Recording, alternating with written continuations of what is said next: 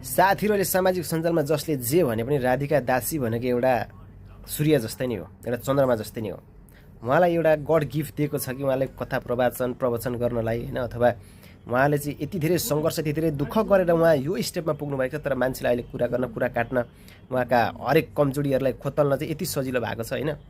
तर केही खोतलेर केही बिग्रेनलाई चाहिँ रहन्छ साथी। एकछिन बाको कुरा सुन्नुहोस्। राधिका दासीको जो एउटा प्रवचन दिने एउटा जुन हैसियत छ नि, जुन उहाँले बनाउनु भयो नि, गड गिफ्ट होला। उहाँको स्वर, उहाँको मिठास, उहाँले बोल्ने तौर तरिका, त्यो कसले छेक्न सक्छ? सूर्यलाई तपाईँले हत्केलाले छेक्छु भनेर हुन्छ? राधिका दासी सूर्य हुन्। राधिका दासी आध्यात्मिक लाइनमा, भागवत गीताको प्रवचन दिने लाइनमा त लेडिजबाट त उहाँ नै हो जस्तो देख्छु म चाहिँ। मेरो आफ्नो पर्सनल सोचाइ, मेरो चिन्जान छैन, तपाईँ क्लियर हुनुहोस्। राधिका दासीलाई नै तपाईँले फोन गरेर पनि सोध्न सक्नुहुन्छ लक्ष्मी दास चिन्नुहुन्छ भनेर। तर उहाँको पछाडि यसरी लाग्नु भएको छ, हात धोएर।